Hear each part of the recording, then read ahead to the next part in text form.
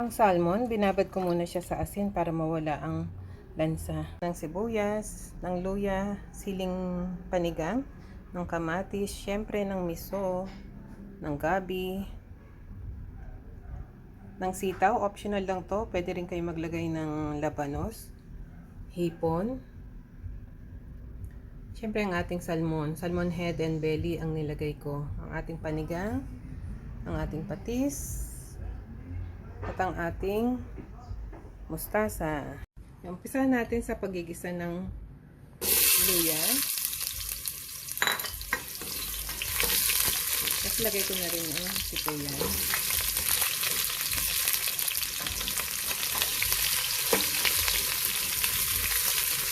Na rin natin ang kamatis.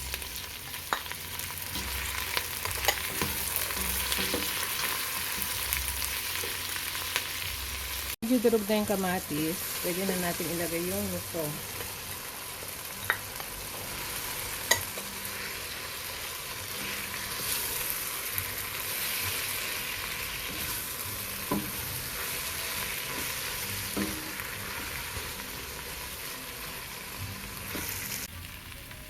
After ng ilang minutes, after natin ilagay yung miso, pwede na natin ilagay ang tubig.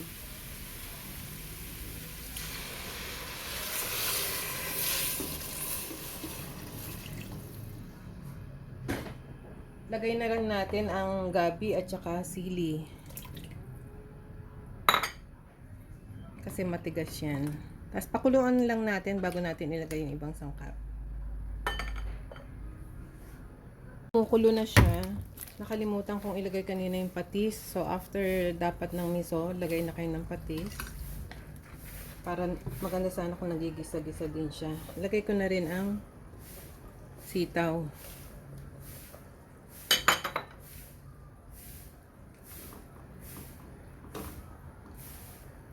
Hintayin ko muna ding medyo lumambot ang sitaw bago ko ilagay yung salmon at saka hipon. Ayan. Medyo malambot na yung ating sitaw. Lagay na tayo ng pampaasim. Ang gusto kasi namin maasim at saka medyo maalat. So, depende na sa inyo kung anong asim ang gusto ninyo. Tapos at saka natin ilagay ang salmon.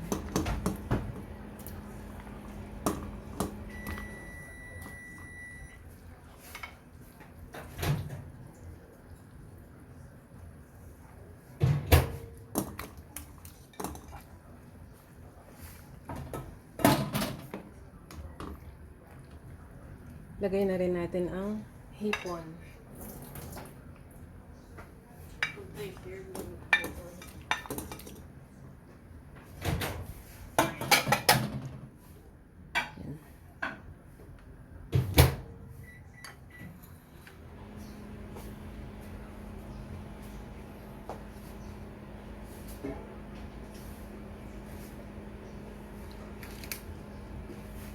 Lagay na rin natin ang mustasa.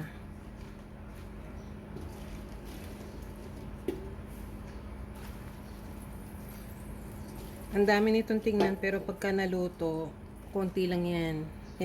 Gusto namin yung maraming mustasa. Maraming gulay.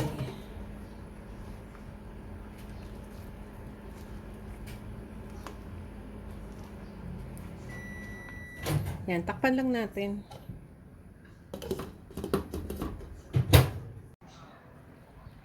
Ayan.